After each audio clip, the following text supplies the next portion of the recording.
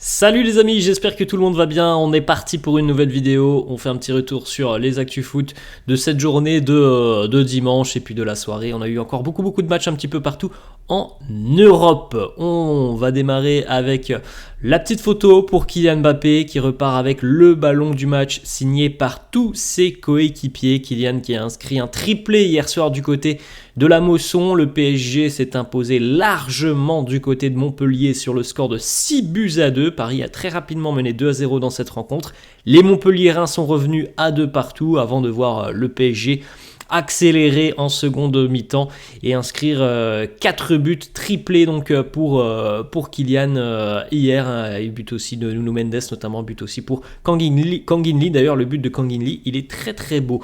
On va du côté du Portugal avec Victor Gyökeres, l'attaquant suédois du Sporting Portugal qui nous réalise une saison absolument monumentale. Ses stats, toutes compétitions confondues, 39 matchs, 36 buts, 14 passes décisives.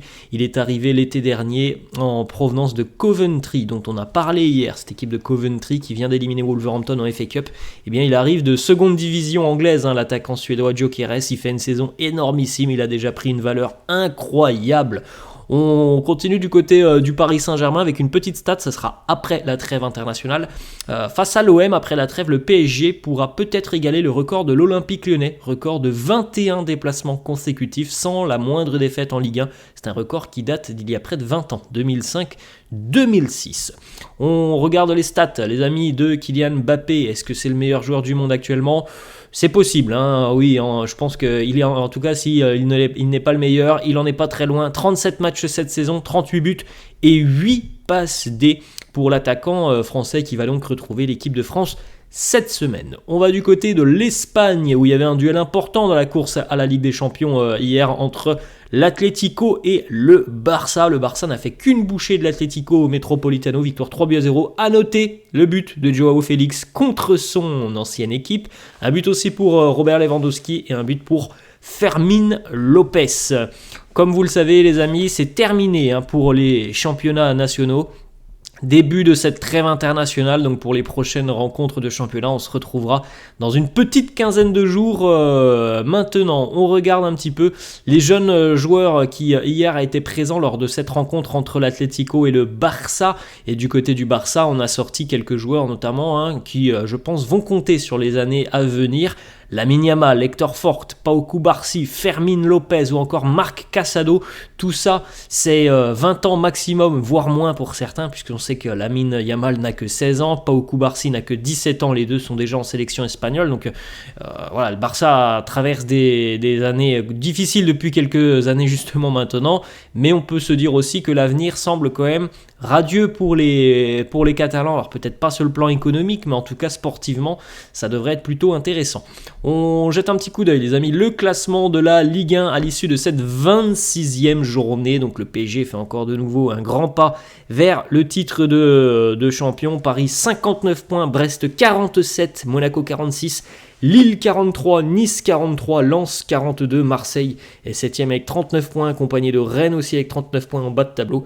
Clermont, Metz et Nantes sont relégables. Lorient est le premier non relégable. Juste après la trêve internationale, les amis, nous aurons droit à un classico du côté du Vélodrome entre l'OM et le PSG. L'OM qui va mieux quand même depuis cette arrivée de Jean-Louis Gasset. La meilleure équipe à domicile, ça aussi c'est une stat assez sympa. Marseille n'a jamais perdu à domicile cette saison. 0 défaite.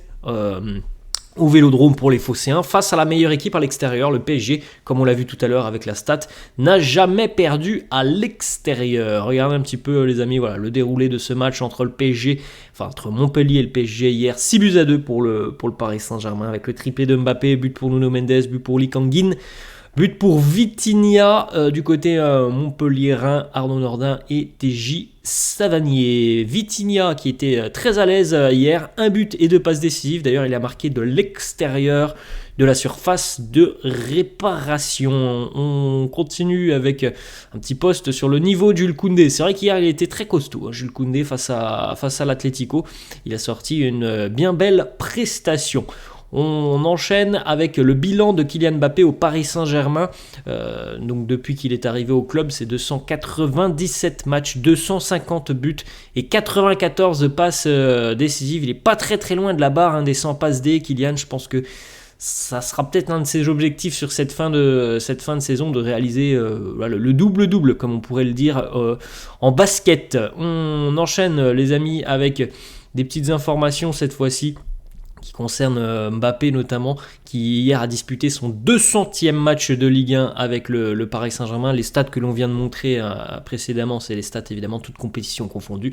200e match en Ligue 1, 170 buts, 51 passe décisive pour l'attaquant français.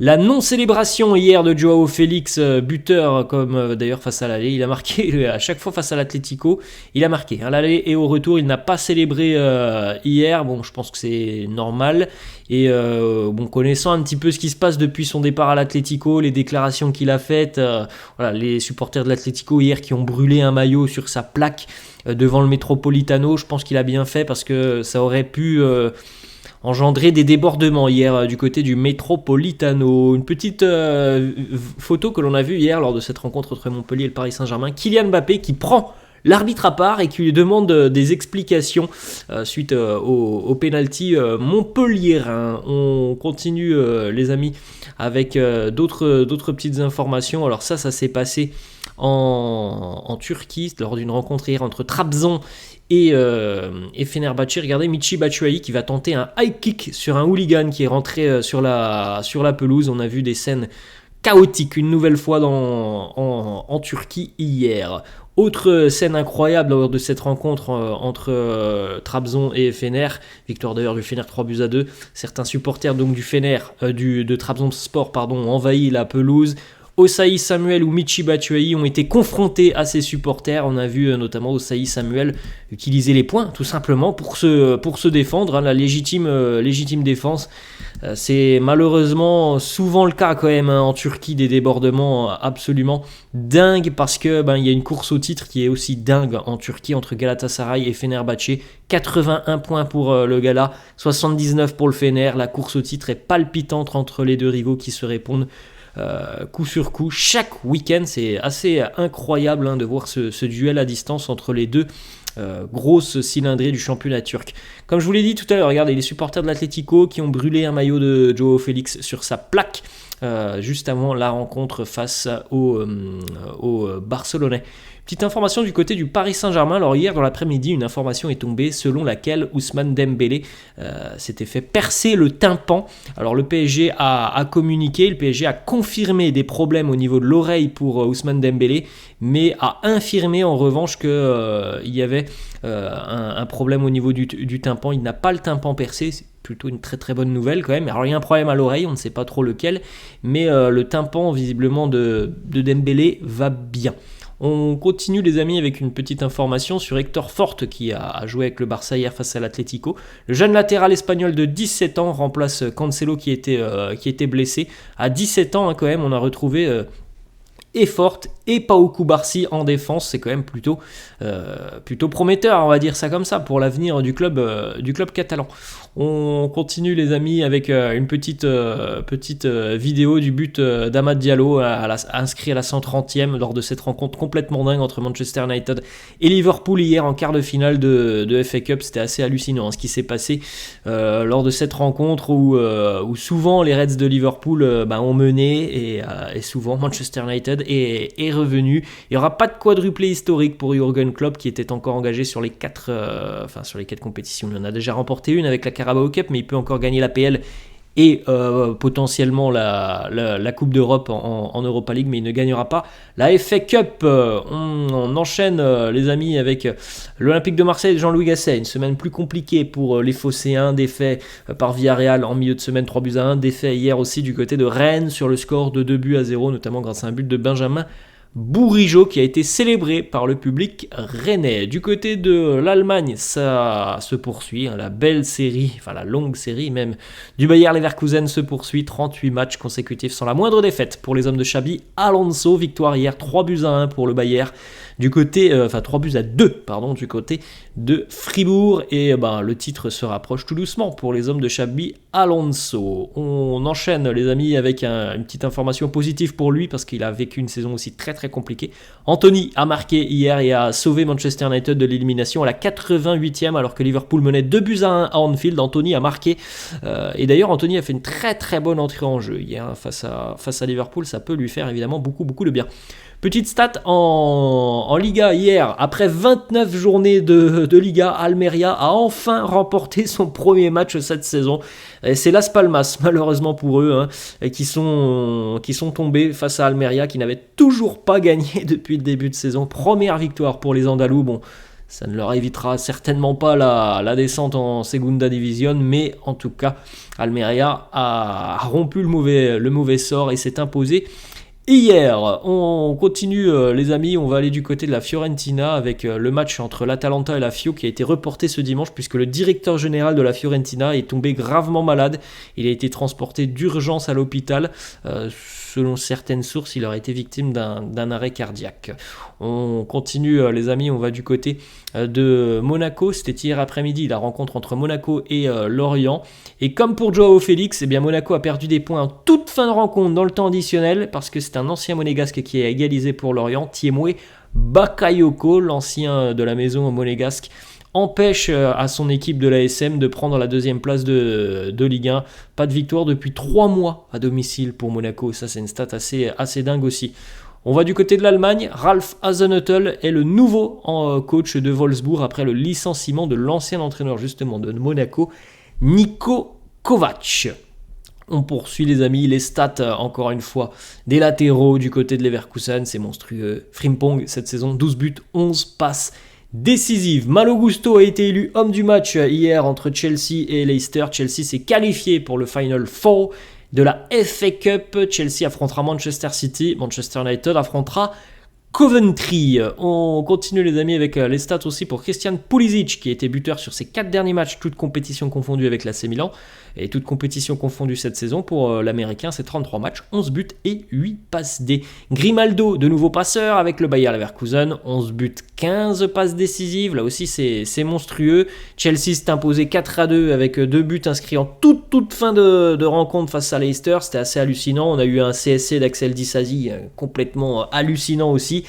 Bref, on a vu beaucoup de choses complètement dingues hier en FA Cup entre Chelsea, Leicester et Manchester United et Liverpool. Florian Wirtz avait ouvert le score hier pour Leverkusen. La saison est aussi incroyable pour Florian Wirtz. 11 buts, 17 passes D, 36 matchs pour le génie allemand qui est suivi évidemment pour les plus grands clubs européens. On continue les amis, on va aller du côté de Brest. C'était le match d'ouverture de Ligue 1 hier dimanche après-midi. Brest et Lille se sont quittés sur un score de 1 partout, ce qui permet aux Brestois de conserver leur bonne position au niveau du classement et de conserver leur petit matelas de points d'avance sur Lille. On va les amis avec du côté d'Old Trafford l'arrivée de Tyson Fury, le boxeur à Old Trafford pour assister à la rencontre entre Manchester United et Liverpool hier. Jonathan David, c'est lui qui a marqué pour le LOSC hier à Brest. Il est absolument en feu. En ce début d'année 2024, 15 buts en 2024, toutes compétitions confondues. Personne ne fait mieux en Europe. Voilà, c'est pas plus compliqué. Bravo à l'attaquant canadien.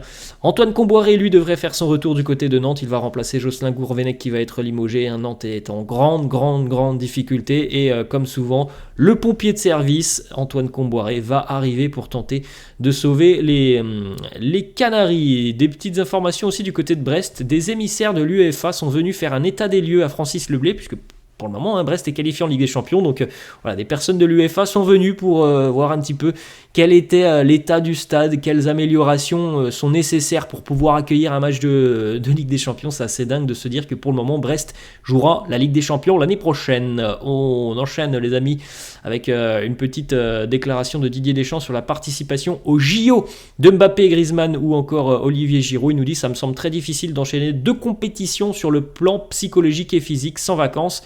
Est-ce que c'est leur club respectif? Est-ce que leur club respectif acceptera? Didier Deschamps qui nous dit « Je n'ai pas la réponse ». Voilà les amis, la fin de cette vidéo. J'espère que ça vous a plu. N'hésitez pas comme d'hab à lâcher un petit pouce bleu. N'hésitez pas non plus à vous abonner à la chaîne. Je vous laisse et je vous dis à la prochaine. Ciao.